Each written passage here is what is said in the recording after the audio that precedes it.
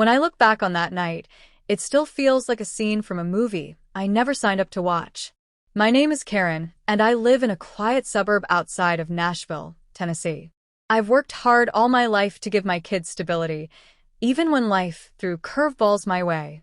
My son, Brandon, was 19 years old, headstrong, stubborn, and in so many ways, still learning how to be a man. I knew he was dating a sweet girl named Emily, who had been around the house often. She was polite, respectful, and clearly adored him. They had been together for almost 2 years, and I used to think their relationship was one of the few constants in Brandon's unpredictable young life. But that night shattered the illusion. It started with something simple, the sound of laughter. Not the easy kind of laughter you hear when kids are watching a funny movie in the living room, but a hushed, nervous laughter echoing from Brandon's bedroom. I had just gotten home from my shift at the diner, exhausted, my shoes pinching my feet and my hair smelling faintly of grease and coffee. All I wanted was a shower and bed. But that sound stopped me in my tracks. At first, I brushed it off. Brandon often had friends over, and teenagers laughed about the dumbest things. But then I heard a female voice, one that wasn't Emily's. I knew Emily's voice by heart, soft and lilting, with a kindness that always put me at ease. This voice was sharper, louder, carrying a tone of mischief instead of tenderness. Something twisted in my gut.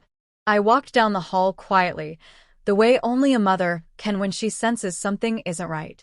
The door to Brandon's room was half shut, and through the crack, I caught a glimpse of him sitting on the bed with another girl. They were too close, their heads bent together, whispering, and when I saw her hand slip into his, my stomach dropped. I pushed the door open without thinking, and the scene froze. Brandon's eyes went wide, the girl pulled back, and the silence that followed could have swallowed the whole house. "Brandon," I said, my voice sharper than I intended. "What is going on here?" The girl, a brunette I didn't recognize, jumped up, muttered something about needing to go, and bolted past me, leaving the faint smell of cheap perfume trailing behind her. My son sat frozen on the bed, his face pale, his jaw clenched. "It's not what it looks like," he blurted, though even he didn't sound convinced. I closed the door behind me, crossing my arms. "Then tell me what it is. Because what I saw doesn't look like respect for Emily. It doesn't look like honesty. It looks like betrayal." Brandon rubbed his hands over his face, groaning. "Mom, please. Don't make this a bigger deal than it is." My heart ached at those words. Not a big deal? He had just been caught in the act of betraying someone who loved him. I couldn't understand how he could shrug it off so easily.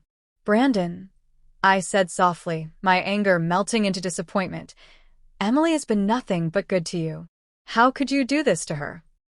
He didn't answer right away. He stared at the floor, his shoulders hunched. When he finally spoke, his voice cracked. "I don't know. I guess I didn't think it through. That was the problem. At 19, he thought he was invincible, that consequences were something far away, something he'd deal with later. But later had arrived, and I was the witness. That night turned into a long conversation that neither of us wanted to have. I told him the truth, that love is built on trust, and once that trust is broken, it's hard to get it back. I reminded him how Emily had stood by his side when he struggled with school, when he was between jobs, when his car broke down, and she drove him everywhere he needed to go. She had been loyal, and in return, he had given her deception. I could see the guilt settling over him like a heavy blanket, but guilt wasn't enough. He needed to make a choice, to be honest or to keep spiraling deeper into lies. The days that followed were filled with tension. Emily came over one afternoon, smiling at me as she always did, and I nearly broke down knowing the secret I carried.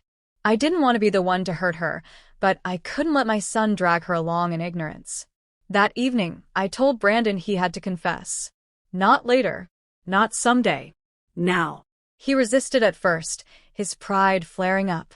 But when I looked him in the eye and said, "If you don't tell her, I will," he finally relented. I'll never forget the moment Emily sat across from him at our kitchen table, her hands folded neatly in her lap, her eyes full of trust. Brandon's voice trembled as he admitted the truth, as he told her about the other girl, as he confessed to what I had seen. The silence that followed was deafening. Emily's face crumpled, her shoulders shook, and then the tears came. She stood up, looked at me with eyes full of betrayal, and whispered, "You knew." My throat tightened. "I found out just days ago. I made him tell you." She nodded, but I could see the pain etched in every line of her expression. She left without another word, and the sound of the door closing felt like the final nail in the coffin of their relationship. Brandon collapsed into the chair, burying his face in his hands. "I ruined everything," he muttered. And he had.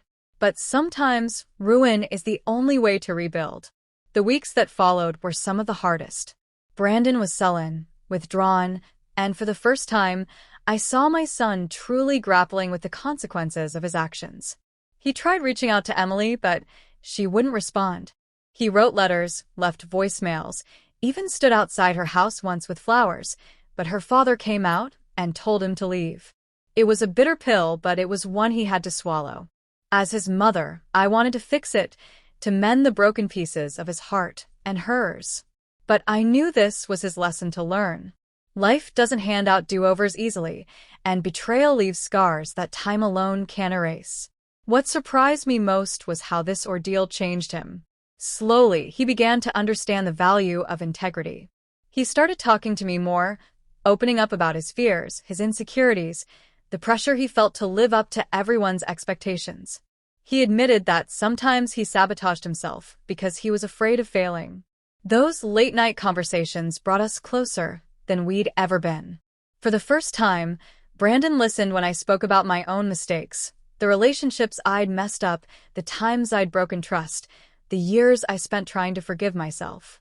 One evening, months after Emily had walked out of his life, Brandon looked at me across the dinner table and said, "Mom, I get it now. I get why honesty matters. I never want to feel this way again."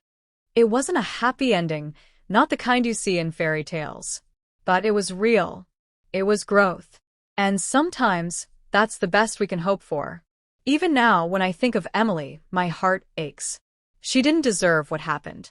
But I also know my son needed this painful lesson to become the man he is trying to be. He was caught in the act, yes, but in the aftermath he was also caught by the truth. And sometimes, that's the only thing strong enough to change us.